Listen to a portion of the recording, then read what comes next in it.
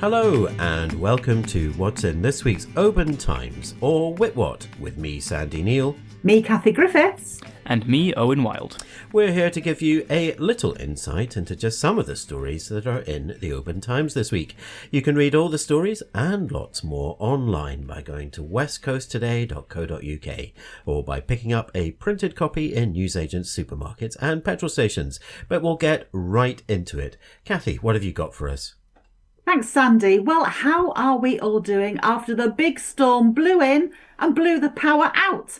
We've got lots of storm-related stories for you this week, from devastation to near misses, heroics to lessons learned, and of course sheer resilience across our communities.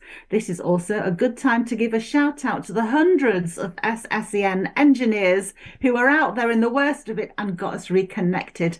Thank you very much.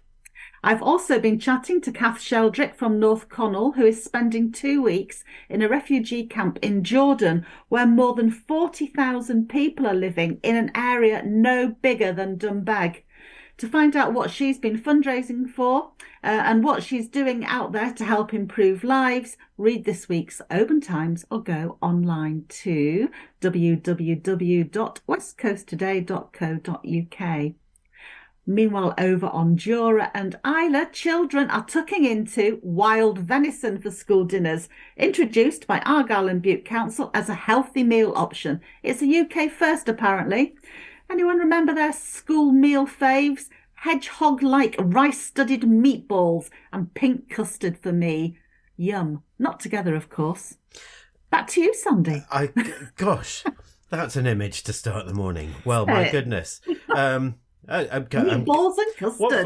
What flavour was pink custard, can I ask?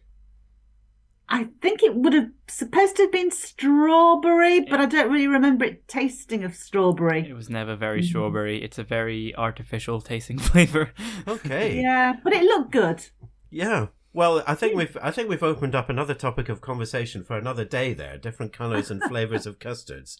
But meanwhile, thank you very much, Kathy. Don't forget, we love hearing all your stories and getting your pictures as well. So why not email us at editor@obantimes.co.uk or messaging us on our social media channels. Now, Owen, I'm presuming you haven't got any stories about custard, but please tell us what stories you've been looking into this week. Thank you very much, Sandy. The world's last passenger-carrying paddle steamer, the PS Waverley, has revealed to us that it intends to call at Salen Pier on Mull for the very first time. It's a potentially historic moment, which the pier's owner is excited to host. Hear more from him in this week's paper. Local charity Anam Cara Fasca has thanked 2 Oban businesses for their free work on its caravan Poppy's Place, which provides a free holiday destination to bereaved families.